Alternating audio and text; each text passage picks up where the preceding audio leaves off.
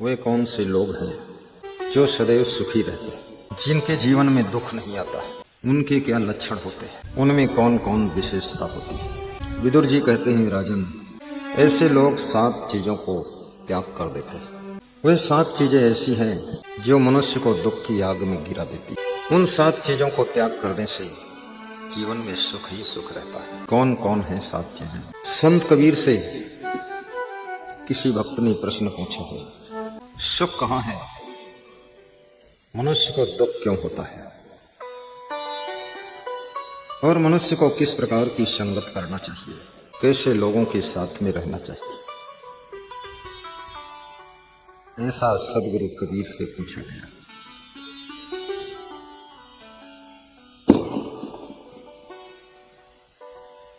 संत कबीर कहते हैं,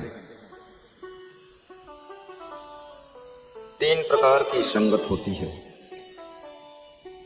सत्संगत, number 2 कुसंगत, number 3 असंगत।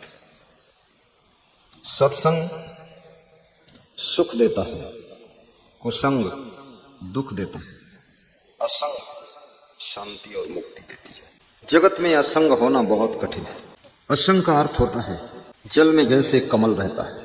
कमल के पौधे की जड़ कीचड़ में है, कमल का तना जल में है, परंतु कमल का फूल कीचड़ और जल दोनों से बिलग रहता है।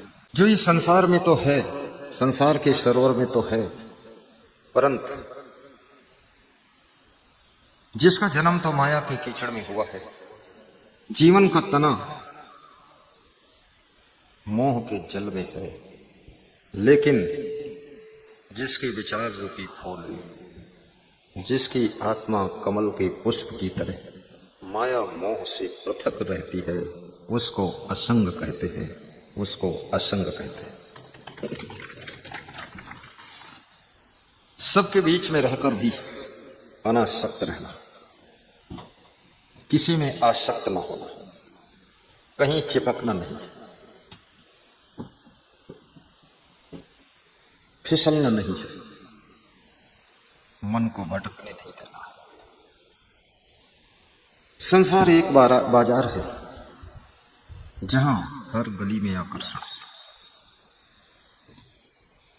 किसी भी आकर्षण में तुम फंस गई।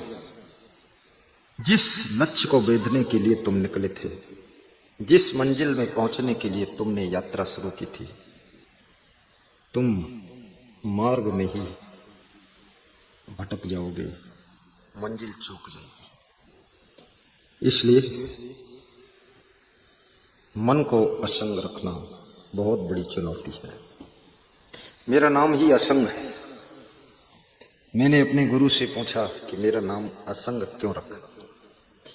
बोले, तुमको लाखों करोड़ों लोगों के संग रहना है, लेकिन संग में रहकर असंग रहना है। तो हमने कहा, असंग कैसे रहना है? बोले, जैसे जल में कमल का फूल रहता है, ऐसे ही संसार के सरोवर में माया मोह के कीचड़ और जल के बीच में तुमको कमल के फूल की तरह अपनी जिंदगी को असंग रखना है। कहीं चिपकना नहीं है, कहीं फंसना भी नहीं, किसी मोह में डूबना भी नहीं, किसी ममता और किसी व्यामोह के चक्र में फंसना नहीं। मनुष्य का मन ममता से भरा हुआ है। तुलसीदास कहते हैं, मोह सकल व्याधिन कर मूला।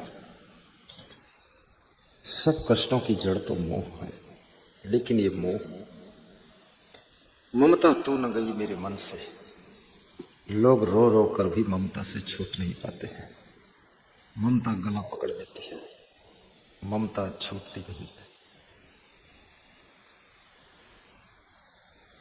सदा शांति रहती है समता के पीछे। पथिक जी नाम के एक संत हुए हैं उत्तर प्रदेश में, कानपुर में भी उनका आश्रम है।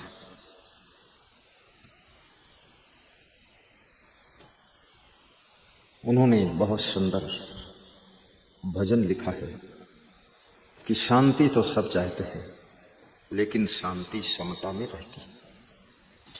समता का अर्थ क्या होता है? सदा शांति रहती है समयता के पीछे,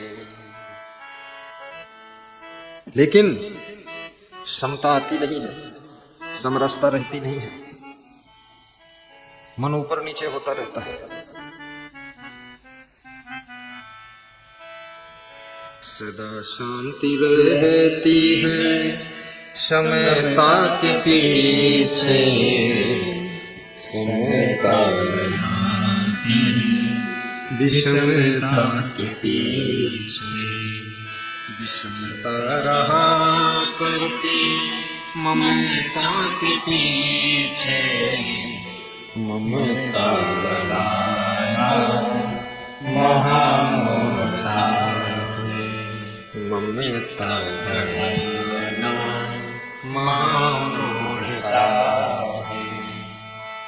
सकल संत गुरुजन जो समझा रहे हैं, ये चर्चा भुलाना महामूढ़ता है, ये चर्चा भुलाना महामूढ़ता है। बड़े भाग्य से मानो जीवन मिला है, बड़े भाग्य से मानो जीवन मिला है, निरर्थक बिताना महामूढ़ता है, निरर्थक बिताना महामूढ़ता है, महामूढ़ता है यही गूढ़ता है, निरर्थक बिताना महामूढ़ता है, निरर्थक बिताना महामूढ़ता है। अधिकतर लोगों का जीवन निरर्थक बीत जाता है। जीवन का कोई अर्थ ही नहीं रह जाता। कितने लोग जीवन व्यर्थ में बिता देते, और कितने लोग ऐसे भी हैं जो जीवन को अनर्थ में बिताते हैं, अनर्थ कर रहे हैं। कितने लोगों की जिंदगी पशु पक्षियों की तरह स्वार्थ में बीत जाती है, बस खाना पीना भोगना सोना, परिवार के मोह में पड़े रहना, न सत्संग न भक्ति, न शुभ कर्म न साधु की सेवा, न गुरु भक्ति कियो, कहीं कबीर सुनो हो संतो चोला छूट गया। जिस महान उद्देश्य के लिए जन्म लिया था वो उद्देश्य पीछे रह गया। न गुरु भक्ति न साधु की सेवा, संतों की सेवा भी नहीं किया। अभी महान भक्त श्री छगनलाल जी नेताजी कह रहे थे कि भगवान ने कहा है मोते अधिक संत कर लेख। जो नौथा भक्ति राम ने शिवरी को सुनाया उसमें की सातवीं भक्ति कि मोते अधिक संत कर लेख, कि हे शिवरी संतों को मुझसे अधिक देखना। भगवान की विनम्रता भी अपार है, स्वयं से अधिक संतों को स्थान देते कि संत बड़े हैं मैं छोटा, इसीलिए तो भगवान की पूजा होती। संतों को मुझसे बड़ा देखना। सिया राम मैं सब जग जानी, करूं प्रणाम जोरी जुग पानी।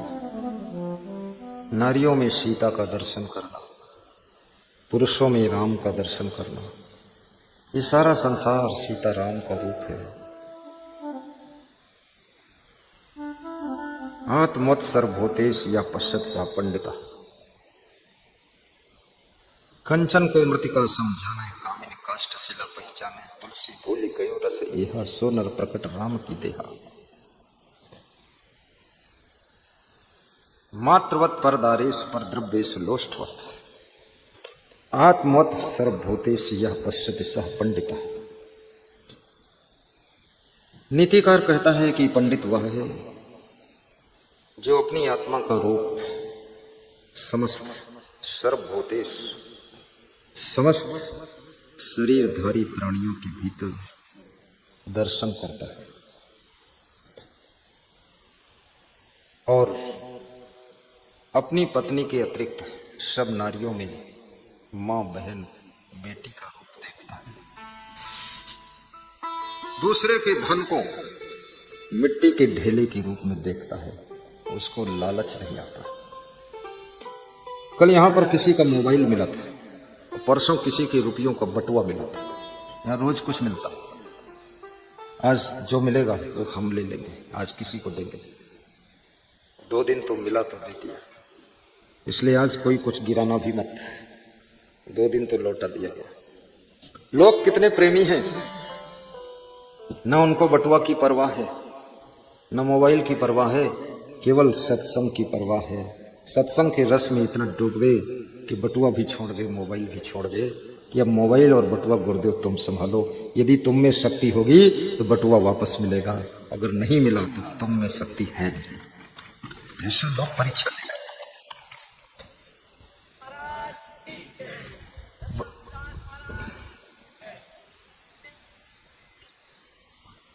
सत्संग में खोई हुई चीज जो पा जाता है और वापस लौटा देता है, याद रखना वो मानव के रूप में महामानव है, देव मानव है।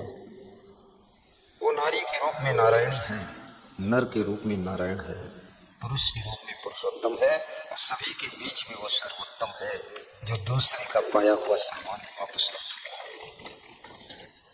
किसी के सामान में लालच मत करो, जिसका है उसको दे दो और किसी के गले की चैन भी मत खींचो। कुछ स्त्रियां सत्संगियों की भीड़ में चट्टी स्वभाव की आती है, वे दांव देखती रहती है और कभी चांस मिल गया तो चैन खींच ले जाती है।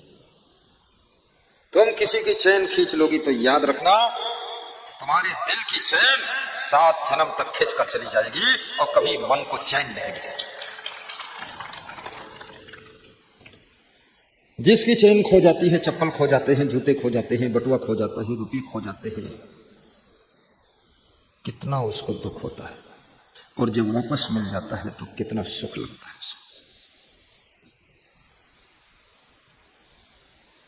कंचन को मृतिका समझाते हैं। तुलसीदास लिखते हैं, कंचन को मिट्टी के समान समझो, दूसरे का सोना तुम्हारे लिए मिट्टी ही है।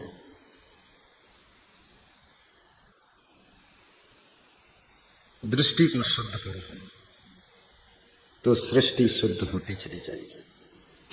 ज्यों ज्यों मनुष्य की दृष्टि बिगड़ती है त्यों त्यों सृष्टि बिगड़ती है।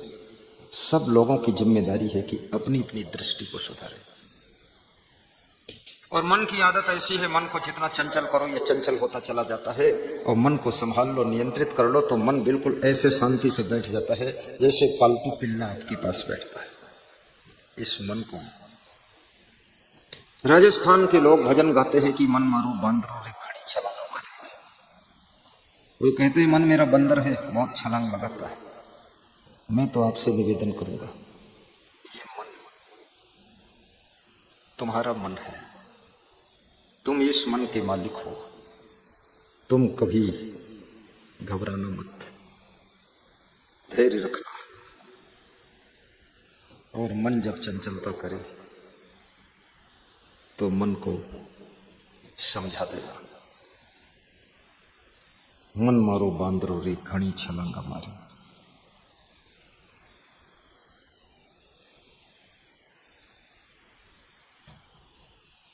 अर्जुन भगवान श्री कृष्ण से कहते हैं कि हे भगवान, मेरा मन बड़ा चंचल है, इसको वश में करना ऐसे मुश्किल हो रहा है जैसे वायुमंडल में बहती हुई हवाओं को वश में करना मुश्किल है। चंचलम ही मनः प्रश्ना प्रमाथि बलवत दृढ़म तस्याहम निग्रहम मन्ये वायुरेषु दुष्करम। सबके पास में मन है, जो विद्यार्थी चंचल मन को संभाल लेता है वही 90% नंबर लाता है। जो संत अपने मन को संभाल लेता है वो संत सिद्ध पुरुष हो जाता है। जो वैज्ञानिक अपने मन को नियंत्रित कर लेता है वो नई खोज करता है। बुद्धि तो बहुत है सबके पास में, लेकिन बुद्धि एकाग्र नहीं हो पा रही। मन की चंचलता के वशीभूत होकर के तुम्हारी बुद्धि छितर बितर हो जाती। कितने माता पिता कहते हैं कि मेरा बच्चा पढ़ने में बहुत अच्छा था, 10th तक फर्स्ट आता था, 11वीं में फेल हो गया। मन डाइवर्ट हो गया, मन कहीं दूसरी जगह का चिंतन कर रहा है। विद्यार्थी का जीवन साधना का जीवन है। विद्यार्थी को 8 चीजों का त्याग कर देना चाहिए। जिस विद्यार्थी का मन भटक जाता है, याद रखना, बचपन भटका है तो जवानी दुखद होगी, और जवानी भटक गई तो बुढ़ापा दुखद हो जाएगा। और बुढ़ापे में भी भटकते रहोगे तो मृत्यु भी दुखद होगी, ठीक से मर भी न सकोगे। कितने लोग तो बचपन में भी भटकते हैं, जवानी में भी भटकते हैं, उनको कोई रास्ता ही नहीं मिल रहा है। चंचल मन, ये मन चंचल ये मन चोर। संत कबीर कहते हैं कि ये मन चंचल भी हो चोर भी है, चुपके से निकल जाता है। और तुम इसको जहां लगाओगे वहां लगता नहीं, बड़ी मुश्किलें पैदा करता है। सत्संग में बैठोगे तो घर की याद करेगा, तो घर जाओगे तो सत्संग की याद करेगा, दुकान पर जाओगे तो ससुराल की याद करेगा, और ससुराल में जाओगे तो फिर घर की याद करेगा। तुम जहां रहते हो वहां मन तुम्हारा रहता ही नहीं है।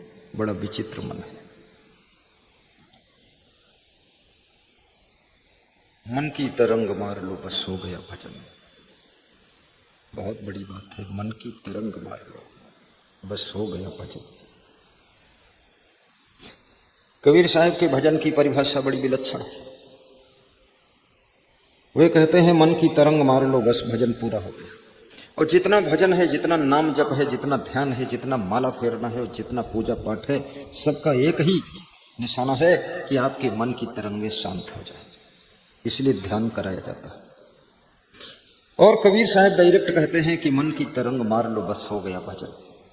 अपने मन की तरंगों को मार लो बस भजन हो गया। आदत जरा सुधार लो बस हो गया भजन। दूसरी पंक्ति और कठिन है कि आदत जरा सुधार लो। आदत सुधरती नहीं, बड़ी कठिन आदत।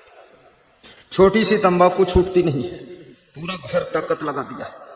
माता पिता भी ताकत लगाकर हार गए, पत्नी ने ताकत लगा दिया, पुत्री ने ताकत लगा दिया, दामाद ने भी ताकत लगा दिया, और लोग खुद भी कहते मैंने भी बहुत ताकत लगा दी पर तंबाकू छूटती ही नहीं। आज मेरे पास में एक सज्जन सिवनी मालवा से आए, नाम नहीं लूंगा, कह रहे थे आपका ध्यान लगाता था और प्रवचन भी कभी कभी सुनता हूं, और पूरी ताकत लगा दिया है। मेरे बाप ने ताकत लगा दी, पत्नी ने ताकत लगा दी, लेकिन तंबाकू छूटती ही नहीं। कुछ करो करते हो आप, इतनी शक्तिशाली गुरु हो, ये छोटी सी तंबाकू छूट नहीं रही। मैंने कहा प्रवचन रोज सुनते हो? बोले साल में 1-2 बार सुन लेता। तो मैंने कहा प्रवचन रोज सुनो तभी तंबाकू छूटेगी, छूटेगी नहीं। छोटी सी तंबाकू की आदत को छोड़ना भी लोगों के लिए बहुत कठिन हो रहा है। और तंबाकू अक्सर पुरुष खाते हैं, और तंबाकू की बदबू में महिलाओं को रहना पड़ता है।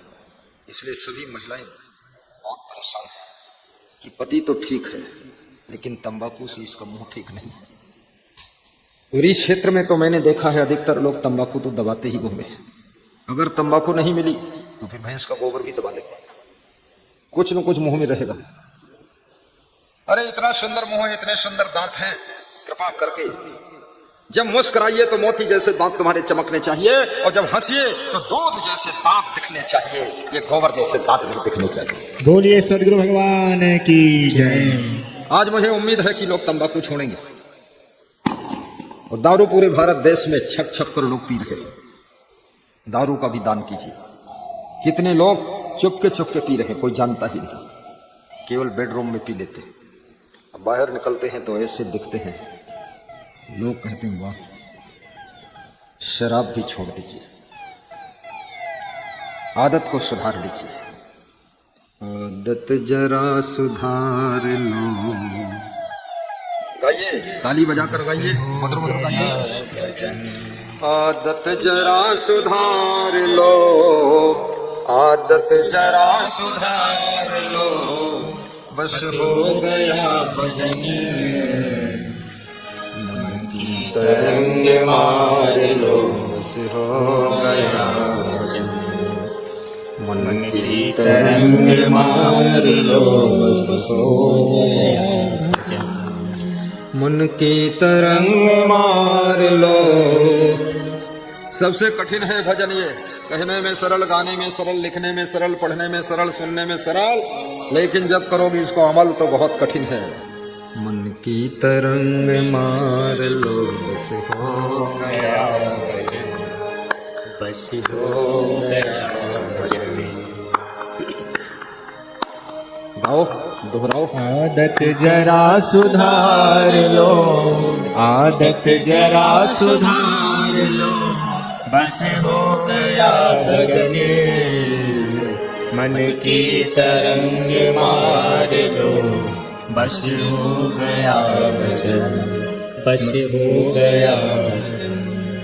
आए हो तुम कहाँ से और जाओगे कहाँ, आए हो तुम कहाँ से और जाओगे कहाँ, इतना तो दिल विचार लो, इतना तो दिल विचार लो, बस हो गया भजन, मन की तरंग मार। ताली बजा दो, ताली बजा दो। बस हो गया भजन, आदत जरा सुधार लो, बस हो गया भजन, आदत जरा सुधार लो, आदत जरा सुधार लो, आदत जरा सुधार लो, बस हो गया भजन, मन की तरंग मार लो, बस हो गया भजन, मन की तरंग मार लो, बस हो गया भजन, मन की तरंग।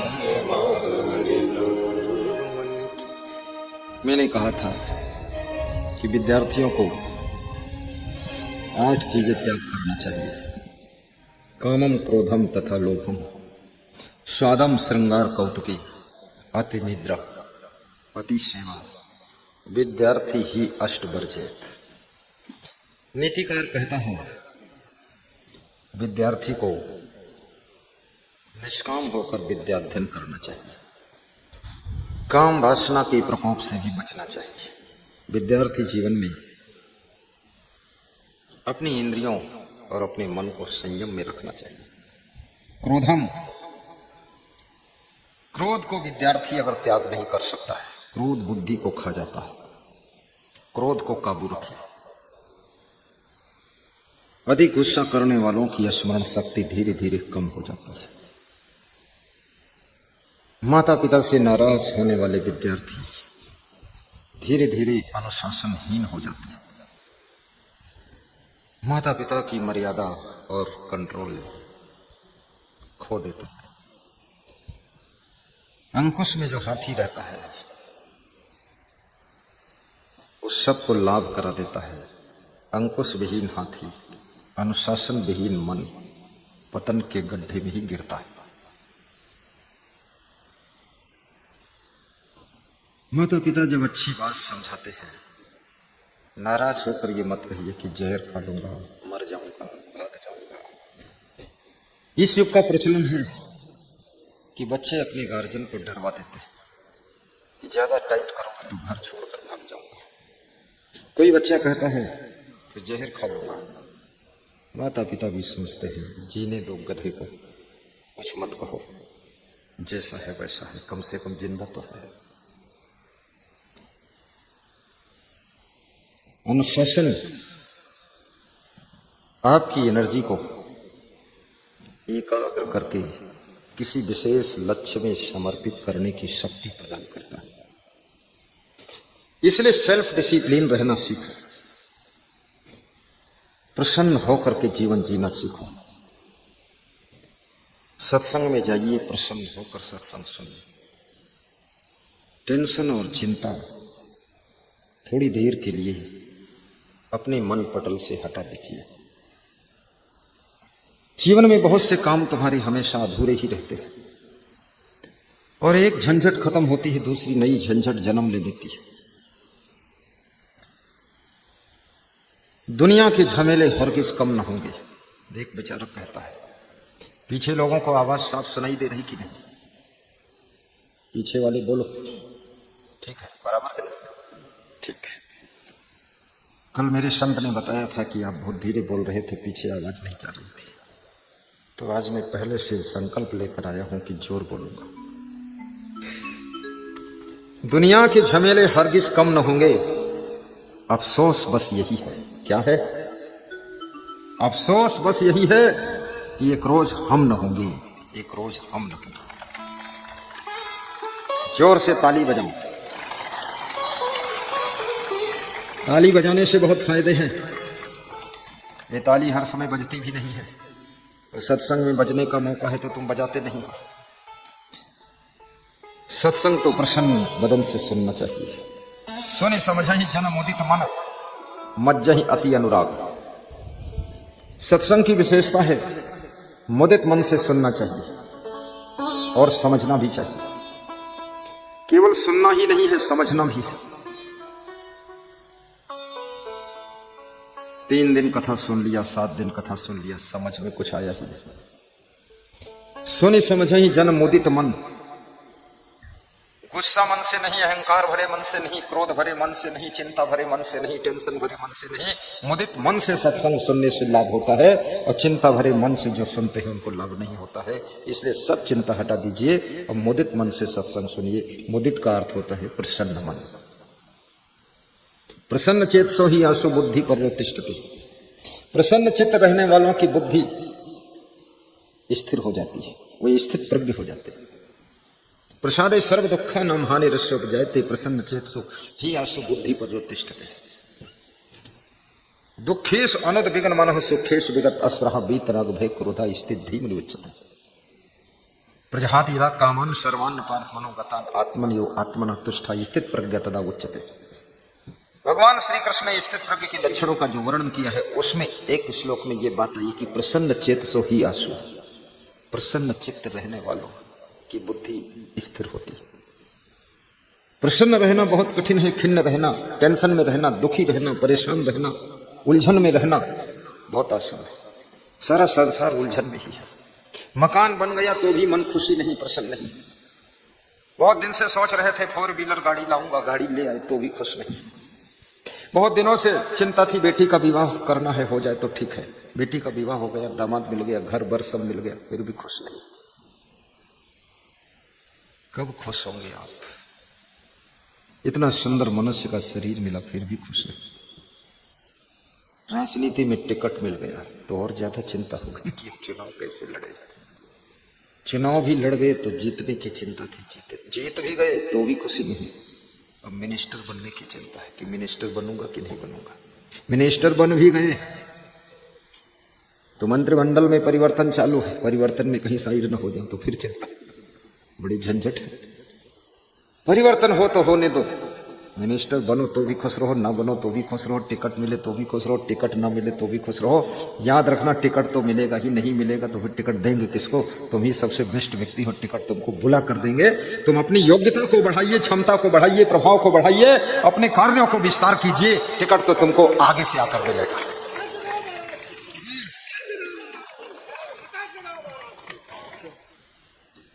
श्री अर्जुन सिंह रघुवंशी की जयकारा है। देखिए अर्जुन के बाणों की झंकार है उनकी वाणी। बिहार में चुनाव था तो मैंने यूट्यूब में देखा कि एक नेता पांव पटक पटक के रो रहा था। उम्र भी 60-65 साल। उसका टिकट कट गया। वो पांव पटकता था ऐसे जैसे बच्चे पटकते, जैसे बच्चे का खिलौना कोई छीन ले तो आंगन में पांव पटकता, लुढ़क पुढ़क जमीन पे लौट रहा था। हमने कहा ये ऐसे मूर्खों को टिकट मिल जाए तो देश बर्बाद हो जाए। इसको ज्ञान ही नहीं है, टिकट में सुख ढूंढ रहा। याद रखना, तुम जो होने के लिए सृष्टि में जन्म लिए हो वही तुम बनोगे। तुम ज्यादा चिंता मत करो, जबरदस्ती मत करो। जो बनने के लिए आए हो तुम बन ही जाओगे। यदि तुम्हारे भाग्य में, किस्मत में, कर्म में है तो तुम प्राइम मिनिस्टर भी बन सकते हो। अगर ये कुछ नहीं है तो पीछे लटके रहो, जो हो वही रहोगे। इसलिए जो हो उसी में सुख मानो, और जो और बन जाओगे उसमें भी सुख मानिए, और जो नहीं बनोगे उसमें दुखी मत हो। कोई चिंता नहीं। सोनी समझा ही जन्म होते तमन मज्ज ही अति अनुराग, लही चार फल अछत तन साध समझ प्रयाग। और जो अति अनुराग से सत्संग की गंगा में स्नान करते हैं, मज्ज ही माने स्नान करना। एक तो मंजन होता है, जो दांत का मंजन किया जाता है। आज श्री गजराज सिंह जी, शीला देवी टिमरनी से आए, हमारे लिए मंजन लाई, कपड़ा भी बहुत सुंदर लाई। मैंने कहा ये कपड़ा 200 रुपये मीटर होगा। बिल्कुल राइट गुरु तो बता दिया। मैंने कहा रोज ही यही काम करता हूँ। बोले कपड़े के व्यापारी है? बोले व्यापारी नहीं, लेकिन कपड़ा लोग दाम देते तो समझ जाते। और एक दान पात्र वो लेकर आए। उन्होंने कहा 3-4 साल का दान इसमें इकट्ठा किया। आप मिले नहीं। श्री वीरेंद्र दुबे टिमरनी के शरीर छोड़कर चले गए। तब से टिमरनी में जाना नहीं हुआ। आज टिमरनी से काफी लोग आए हैं। प्रथम दिन भी आए थे, द्वितीय दिन भी आए थे। दीपक जैन को मैं कहूंगा, अब बिना सत्संग के चैन नहीं है, और दीपक जैन के बिना सत्संग नहीं है। बस आलोक लोहाना, आनंद मांगल्य, तैयारी करिए गजराज सिंह। टिमरनी में डमरू बजना है अगले साल, ठीक है? मुस्कुराइए, कहिए जी, ठीक है। टिमरनी में बहुत दिनों से मैं आता हूं। बड़ा प्यारा शहर है टिमरनी। तिनसिया में भी बहुत आनंद वर्ष है। यहाँ सबसे अच्छी बात जो हमको लगी है, दीवार पर सब लिखा है जटाधारी, हे डमरूधारी, हे गिरधारी, हे त्रिशूलधारी, हे माँ भवानी, हे बजरंग बली, हे जानकी नाथ, और हे माँ शारदा, हे गंगाधारी। मैंने सोचा मेरा भी नाम लिख दो। हे मैडम क्या लिखेंगे? धारी, धारी वारी तो कुछ, मैडम लिख दो पगड़ी धारी। अगली बार आऊं तो लिख देना भाई, हे पगड़ी धारी। रामचंद्र भाई कृपा करके किधर निकल गए? हाँ लिख देना, हे पगड़ी धारी, हाँ, हे पंडाल धारी, हे माइक धारी, ये लिख दो। जगह जगह खंभों पर लिखा राम बोलो। मन पर इसका असर पड़ता है, प्रभाव पड़ता है। इसलिए आपके घर में ज्ञान की बातें भी लिखी होनी चाहिए। दीवालों पर बोर्ड लगा दीजिए। आपके घर में महान पुरुषों के चित्र भी होना चाहिए। चित्र का बहुत बड़ा असर होता है। सांप का चित्र देख करके असली सांपों की याद आ जाती है। और सांप जो चित्र में देखा है, रात के सपने में अगर चित्र के साथ भी याद आ जाए तो भय पैदा होता है रात में। चित्र तो केवल दीवार में है, चित्र कागज में है, लेकिन चित्र तुम्हारे ऊपर असर डालता है। विषय वासना से आविर्भूत चित्र को देख लो तो तुम्हारे अंदर सोई हुई वासना भी झंकृत हो जाती है। किसी महान पुरुष, देव पुरुष, देवी का चित्र देख करके तुम्हारे मन में सुषुप्त जो भक्ति है वो जागृत हो जाती है। इसलिए महान पुरुषों के चित्र लगाइए, देव पुरुषों के चित्र लगाइए, अपने माता पिता का भी चित्र लगाइए, 2-3 बुजुर्गों की जो पूर्वजों की पीढ़ियां हैं उनके भी चित्र लगाइए। और एक अपने यहां डायरी बनाइए, ऐसी डायरी बनाइए।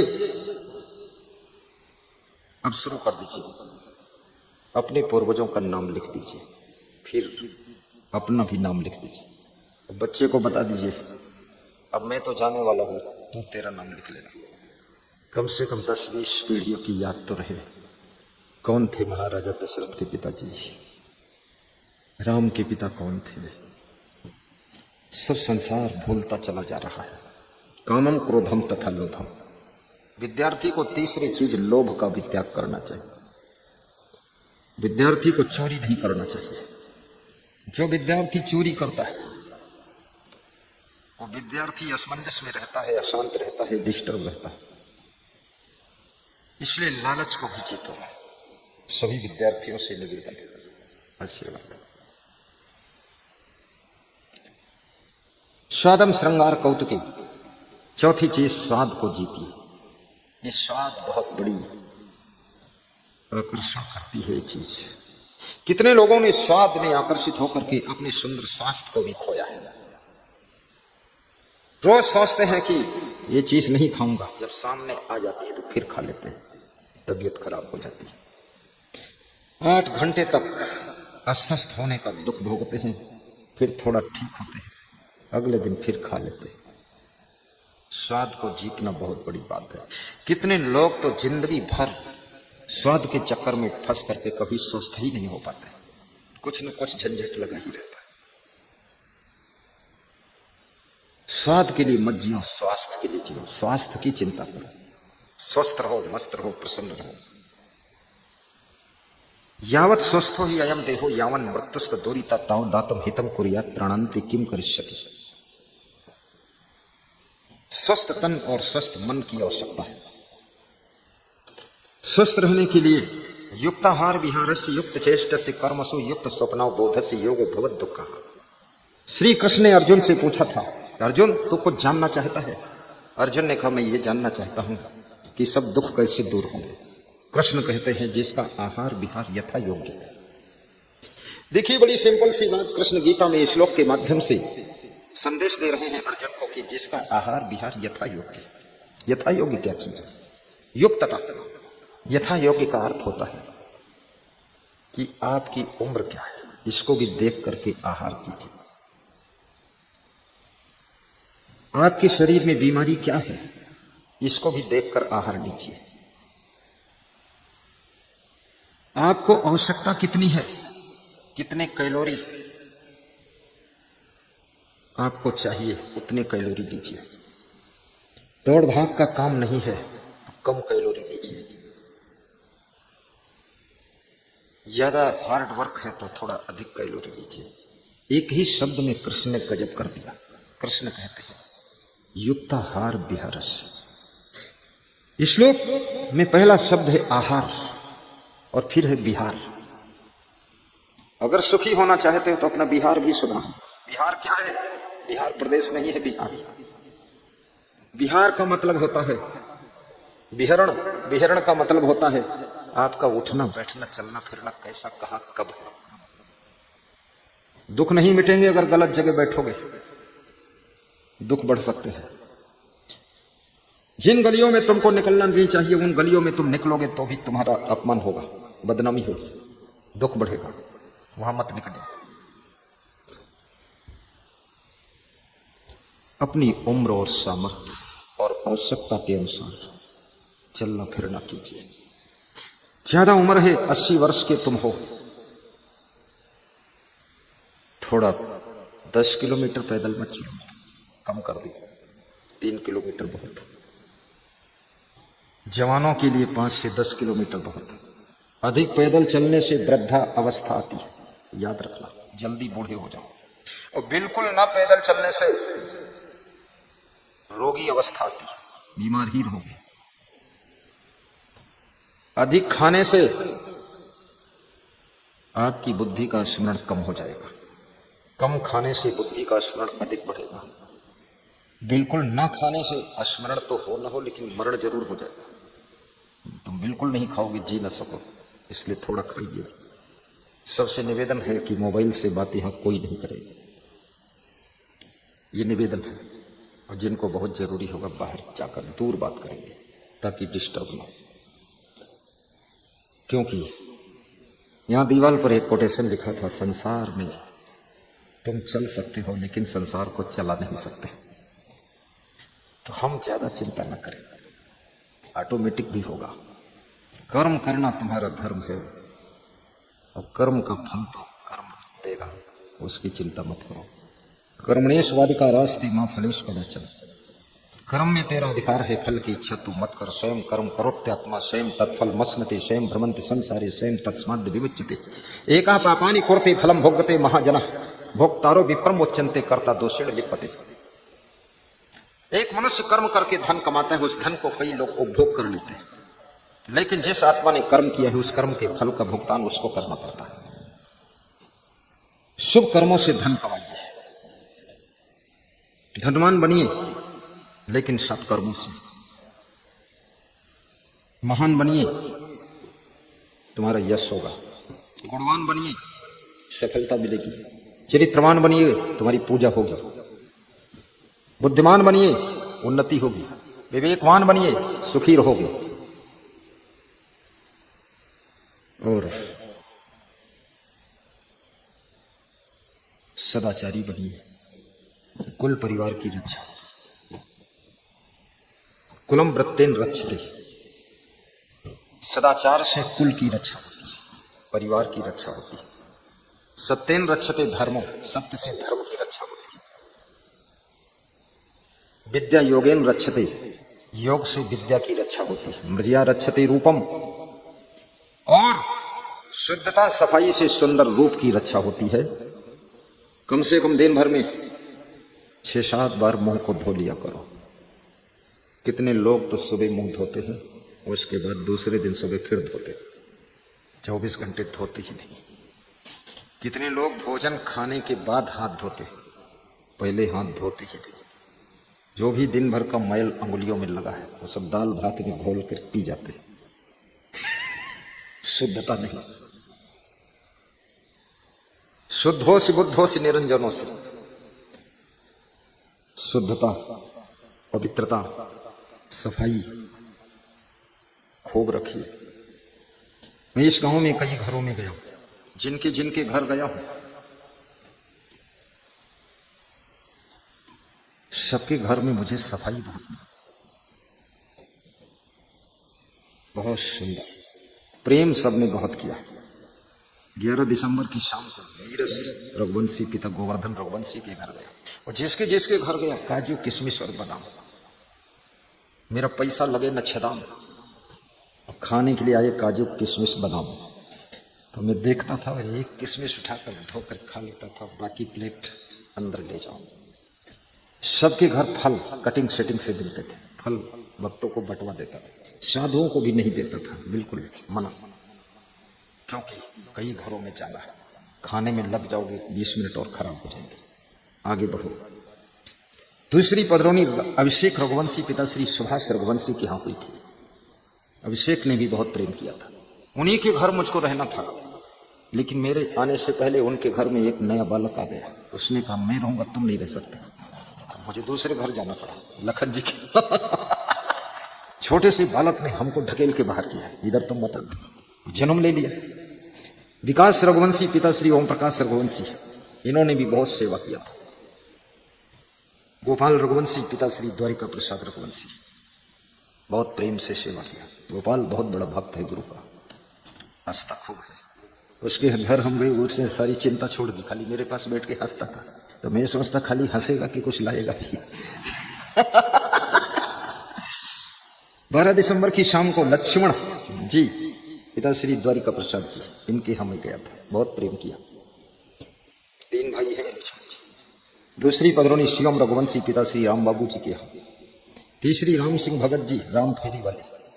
ये भगत जी बहुत प्रेमी है, लोह वंशी है, रघुवंशी नहीं। यहाँ कई प्रकार के वंशी हैं। रघु जब वंशी खत्म होता तो लोहा वंशी, लोह वंशी आता, वो खत्म हो तो यदुवंशी खड़ा है। यदुवंशी भी हैं। श्री जुगल किशोर रघुवंशी, ये पुराने भक्त गुरु जी के।